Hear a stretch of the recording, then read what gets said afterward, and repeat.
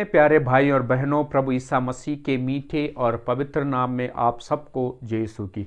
प्रिय भाई और बहनों, जब हमारे शरीर में पानी की कमी हो जाती है तो हमारा गला सूखने लगता है, हमारा शरीर जल्दी थकने लग जाता है और हम बेचैन हो जाते हैं।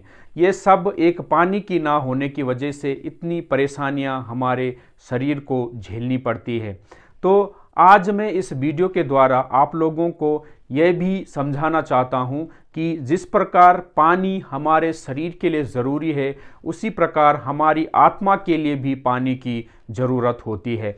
हमारे शरीर हमें जब कभी बुखार आता है या कोई अन्य बीमारी होती है, कोई समस्या होती है, कहीं चोट लगती है, तो हम तुरंत डॉक्टर के पास जाकर अपना इलाज करवाते हैं, दवाई लेकर आते हैं और जो डॉक्टर हमसे करने के लिए कहता है हम उसको सब कुछ करते हैं ताकि हमारा शरीर सुरक्षित रहे, हम ठीक रहें। लेकिन हम कभी अपनी आत्मा के बारे में विचार नहीं करते हैं। हमारी आत्मा को भी पानी की ज़रूरत होती है, हमारी आत्मा को भी प्यास लगती है, हमारी आत्मा को भी भूख लगती है, हमारी आत्मा को भी भोजन की ज़रूरत है, पानी की ज़रूरत है। लेकिन हम अपने शरीर को भोजन, पानी और अन्य सभी ज़रूरत की चीज़ें देते हैं, लेकिन हमारी आत्मा के लिए हम बहुत कम सोचते हैं। तो प्रिय भाई बहनों, आज इस वीडियो के द्वारा मैं आप लोगों को यही बताना चाहता हूं कि जिस प्रकार पानी हमारे शरीर के लिए ज़रूरी है, उसी प्रकार पानी हमारी आत्मा के लिए भी ज़रूरी है। और आत्मा का पानी है परमेश्वर का वचन, संगति, प्रार्थना और आराधना करना। स्तोत्र ग्रंथ अध्याय 42 अनुवाक्य 2 में दाऊद अपने भजन में इस प्रकार से कहता है, मेरी आत्मा ईश्वर की, जीवंत ईश्वर की प्यासी है। दाऊद अपने भजन में हमें ये समझा रहे हैं कि मेरी आत्मा जीवंत ईश्वर के लिए प्यासी है।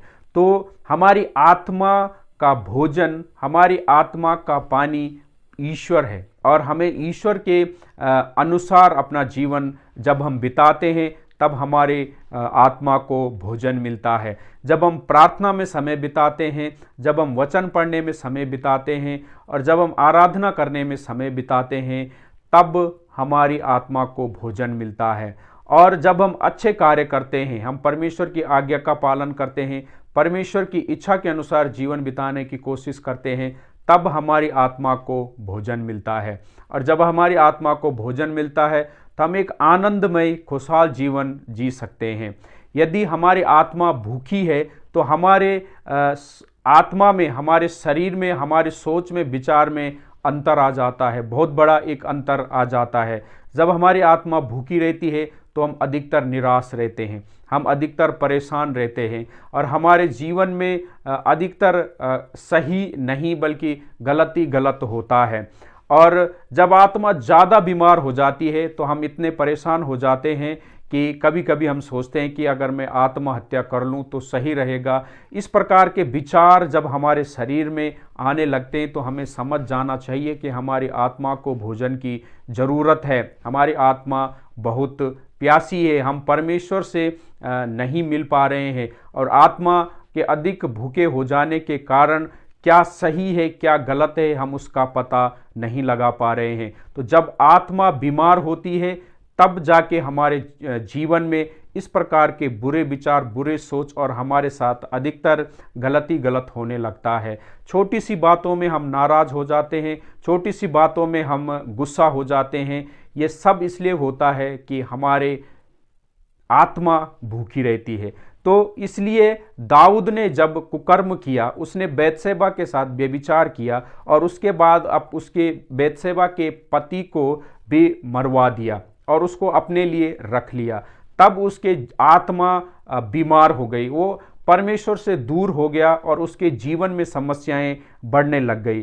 तो जब दाऊद को ये समझ में आता है कि मैंने परमेश्वर से मैंने पाप कर दिया है, मैंने परमेश्वर के विरुद्ध, स्वर्ग के राज्य के विरुद्ध पाप कर दिया है, तब दाऊद इस भजन में कहता है कि ईश्वर, मेरी आत्मा ईश्वर की, जीवंत ईश्वर की प्यासी है और कब मैं ईश्वर के दर्शन करूंगा। जब उसके मन में ये प्यास बढ़ती है कि मैं परमेश्वर के पास जाऊंगा, मैं परमेश्वर से प्रार्थना करूंगा, मैं परमेश्वर के दर्शन करना चाहता हूं, तब जाके दाऊद की आत्मा को सांत्वना मिलती है और परमेश्वर उससे उसके पापों से माफ़ करता है। जब हमारी आत्मा परमेश्वर से मिलने की सोचती है, तब हमारी आत्मा को शांति तब मिलती है जब हमारे पापों की क्षमा हमें मिल जाती है। और पापों की क्षमा सिर्फ परमेश्वर के पास है, हम किसी उसको खरीद नहीं सकते, हम किसी दान पुण्य करने से पापों की क्षमा प्राप्त नहीं कर सकते,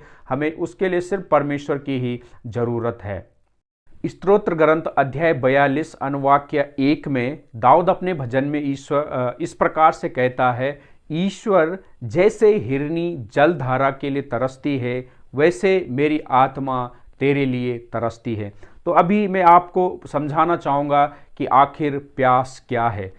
हिरनी का यहाँ पर नाम लिया गया है, एक अच्छा उदाहरण हिरनी के बारे में यहाँ पर दिया गया है कि जिस प्रकार हिरनी जलधारा के लिए तरसती है, पानी पीने के लिए तरसती है, उसी प्रकार मेरी आत्मा, यानी कि दाऊद कहते हैं मेरी आत्मा ईश्वर के लिए तरसती है। तो मैं हिरनी के बारे में आपको कुछ बताना चाहता हूँ। हिरनी गर्मियों और वसंत के समय में जब गर्मियाँ बढ़ने लगती है या गर्मियों के समय में अपने शरीर को ठंडा करने के लिए वो उसको पसीना बहाना पड़ता है ताकि उसका शरीर ठंडा रहे। और शरीर को ठंडा रखने के लिए, पसीना बहाने के लिए उसको पानी की ज़रूरत है। और हिरनी जब अपने बच्चों को दूध पिलाती है या अपने बछड़ों को दूध पिलाती है, तो दूध पिलाने के लिए भी हिरनी को बहुत पानी की आवश्यकता होती है। और इसलिए दाऊद कहता है कि जिस प्रकार हिरनी जलधारा के लिए तरसती, उसलिए उसी प्रकार मैं भी तेरे लिए तरसता हूँ। क्योंकि हिरनी प्यास को बिल्कुल भी नहीं झेल पाती। जब उसके शरीर में पानी की कमी होती है तो हिरनी बहुत तीव्रता से, बड़ी तेजी से और पूरी कोशिश करती है कि वो जलधारा के पास जाकर पानी पिए और अपने आप को बचा ले।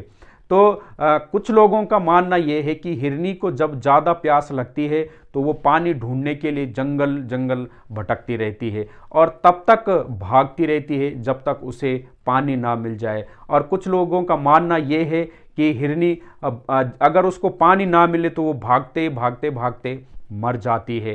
तो इसीलिए दाऊद यहाँ पर हिरनी का उदाहरण देता है कि जिस प्रकार हिरनी पानी की तलाश में अपने कुछ भी नहीं सोचती है, उसको मरना पड़े तो मर जाए, लेकिन वो पानी की तलाश करना नहीं छोड़ती है, उसी प्रकार दाऊद भी कहता है कि मेरी आत्मा तुझे पाने के लिए, तेरी तलाश करने के लिए इसी प्रकार तरसती है। मुझे मतलब दाऊद कहते हैं कि मुझे परमेश्वर चाहिए, मुझे तेरी कृपा चाहिए, मुझे तेरी दया चाहिए, मैं तेरे दर्शन करना चाहता हूँ, मैं तुझे देखना चाहता हूँ। स्तोत्र ग्रंथ अध्याय 63 अनुवाक्य 1 में दाऊद अपने भजन में इस प्रकार से कहते हैं, ईश्वर तू ही मेरा ईश्वर है, मैं तुझे ढूंढता रहता हूँ क्योंकि मैं तेरे लिए प्यासा हूँ।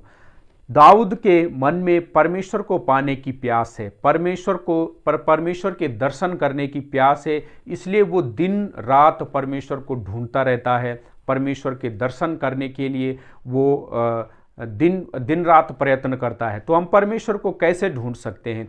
परमेश्वर को ढूंढना, परमेश्वर को जानना, परमेश्वर को खोजना, ये एक ही बात है। और हमें इन सब को हम परमेश्वर के वचन पढ़ने से, परमेश्वर के साथ आराधना करने से, परमेश्वर के साथ संगति करने से हम परमेश्वर को खोज सकते हैं। हम किसी घने जंगल में जाके या कुछ बड़ा पुण्य का काम करके हम परमेश्वर को प्राप्त नहीं कर सकते हैं, बल्कि परमेश्वर को प्राप्त करने के लिए हमें निरंतर प्रतिदिन परमेश्वर को खोजना पड़ता है। हमें धीरे धीरे अपने आप में, अपने जीवन में, अपने कामकाज में सुधार लेकर आना पड़ता है और परमेश्वर की आज्ञाओं के अनुसार जीवन व्यतीत करना पड़ता है। अगर हमारे अंदर ये प्यास है यदि कि हम परमेश्वर को देखना चाहते हैं, हमारे अंदर ये प्यास है कि हम परमेश्वर को खोजना चाहते हैं, तभी हम वचन पढ़ेंगे, तभी हम प्रार्थना करेंगे, तभी हम आराधना में भाग लेंगे, तभी हम जो भी हमारी कलीसियाओं की प्रार्थनाएं होती है या जो संडे की प्रार्थना होती है उनमें हम तभी सच्चे मन से भाग लेंगे जब परमेश्वर के लिए हमारे प्रति प्यास होगी और हम परमेश्वर को खोजने की कोशिश करेंगे। यदि हम परमेश्वर को नहीं खोजना चाहते, हमारे मन में परमेश्वर के लिए प्यास नहीं है, तो हमें चर्च में या कहीं पे भी संगति हो, प्रार्थना हो, हमें उससे कोई लेना देना नहीं होता है। या हम कभी जाते हैं तो दिखावे के लिए या किसी को खुश करने के लिए, तो ऐसा बिल्कुल भी नहीं है। जब हम परमेश्वर को खोजते हैं तो हमें सच्चे मन से खोजना चाहिए ताकि हमें परमेश्वर मिल जाए।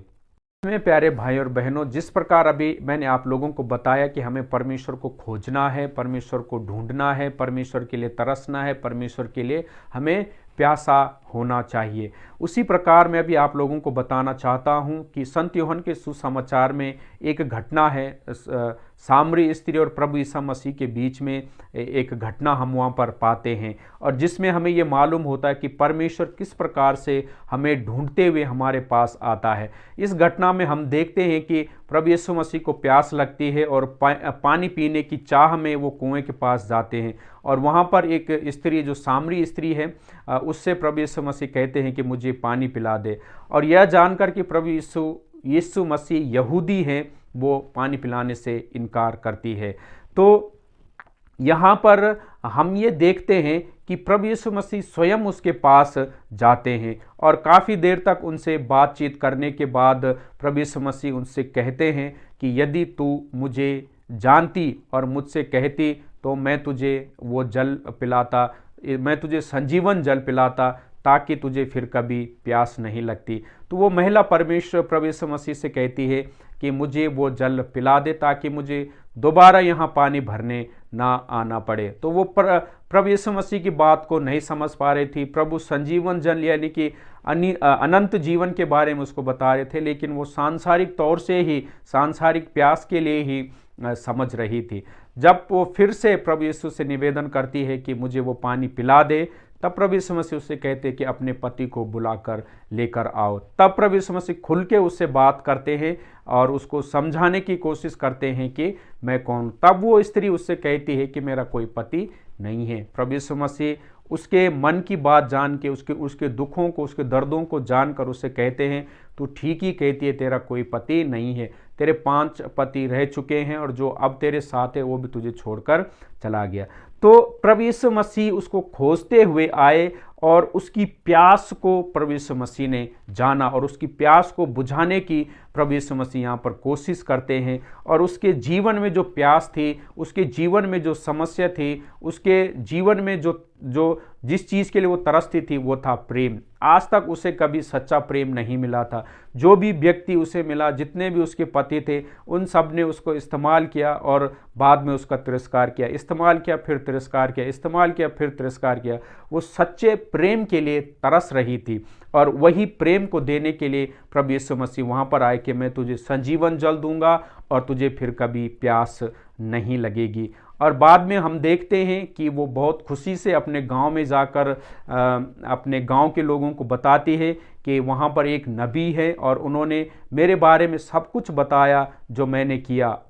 तो इस प्रकार से वो विश्वास में आती है और एक अच्छा जीवन जीना शुरू कर देते हैं। वहाँ पर देखते हैं कि प्रभु यीशु मसीह उसके बाद उनके गांव में भी जाते हैं और कुछ दिन वहाँ रहते हैं। तो हम यहाँ पर प्रभु यीशु मसीह ने सिर्फ उसी सामरी स्त्री की ही प्यास को नहीं देखा, उसके जीवन में जो तिरस्कार था वही नहीं देखा, उसके जीवन में जो प्रेम की कमी थी वही नहीं, बल्कि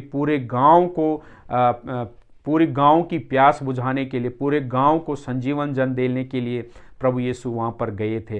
तो परमेश्वर भी हमें खोजता है, परमेश्वर भी हमारे लिए तरसता है, और परमेश्वर स्वयं हमारे पास आता है। तो हमें भी पूरी कोशिश करनी चाहिए कि हम परमेश्वर को खोजें, परमेश्वर के लिए तरसें, परमेश्वर के लिए प्यासे हो जाएं।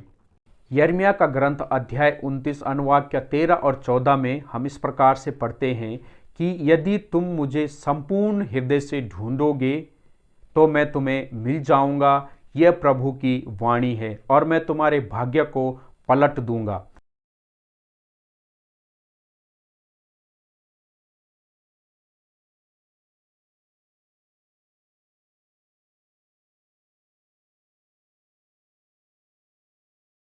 प्यारे भाई और बहनों, यहाँ पर हम देखते हैं कि ईश्वर स्वयं हमसे कहते हैं कि यदि तुम मुझे ढूंढोगे तो मैं तुम्हें मिल जाऊंगा। मतलब हमें परमेश्वर को ढूंढना है और परमेश्वर हमें मिलने के लिए, हमारे पास आने के लिए तैयार है। हमें परमेश्वर को बुलाना है और परमेश्वर को याद करना है और परमेश्वर हमारे पास आ जाएंगे। संपूर्ण मन से, सच्चे हृदय से यदि हम परमेश्वर को ढूंढते हैं तो प्रभु कहता है कि मैं तुम्हें मिल जाऊंगा। ये प्रभु की वाणी है, मतलब ये मेरा वचन है। और मैं तुम्हारे भाग्य को उलट दूंगा। मतलब यदि हम किसी परेशानी में, हम शोक में हैं, तो परमेश्वर उसको आनंद में बदल देगा। हम बीमारी में हैं तो परमेश्वर उसको स्वास्थ्य में बदल देगा। हम कर्जे में हैं तो परमेश्वर हमें उस कर्जे से मुक्त करेगा। या हमारे जीवन में जो भी परेशानियां हैं, उन सारी परेशानियों को परमेश्वर हमसे दूर कर देगा और हमें एक नया जीवन प्रदान करेगा। ये सब उन लोगों के लिए जो परमेश्वर को खोजते हैं, परमेश्वर को ढूंढते हैं। परमेश्वर उन्हीं को मिलता है, ये परमेश्वर का वादा है, और उनके भाग्य को परमेश्वर बदल देता है। तो प्यारे भाई और बहनों, आज इस छोटी सी वीडियो के द्वारा मैं आप सब लोगों से को यही समझाना चाहता हूँ, यही निवेदन करता हूँ कि जिस प्रकार हमारे शरीर को पानी की आवश्यकता है, जिस प्रकार बिना पानी के हमारा शरीर अस्वस्थ हो जाता है, हम थक जाते हैं, हमारा गला सूखने लगता है, हम बेचैन हो जाते हैं, उसी प्रकार बिना प्रार्थना, आराधना, वचन पढ़े और परमेश्वर के साथ संगति की के बिना हमारी आत्मा भी बेचैन होती है, हमारी आत्मा भी सूख जाती है, हमारी आत्मा भी बीमार होती है। तो यहाँ पर हमें परमेश्वर को निरंतर खोजते रहना चाहिए, हमें परमेश्वर की आराधना करती रहनी चाहिए। और परमेश्वर, जिस प्रकार हम परमेश्वर के पास जाते हैं, उसी प्रकार परमेश्वर भी हमारे पास आता है। सामरी स्त्री के घटना से हम जानते हैं। और प्रभु यीशु मसीह स्वयं कहते हैं कि यदि तुम मुझे ढूंढोगे तो मैं तुम्हें मिल जाऊंगा, ये मेरा वादा है, और मैं तुम्हारे भाग्य को पलट दूंगा। तो कृपया प्रिय भाइयों और बहनों, हम सब परमेश्वर के साथ बने रहें, परमेश्वर के लिए तरसते रहें। जिस प्रकार पानी की प्यास होती है, इसलिए हम परमेश्वर, उसी प्रकार हम परमेश्वर के लिए प्यासे बने रहें। आज के लिए इतना ही। प्रभु आप सबको आशीष दे। जय यीशु की।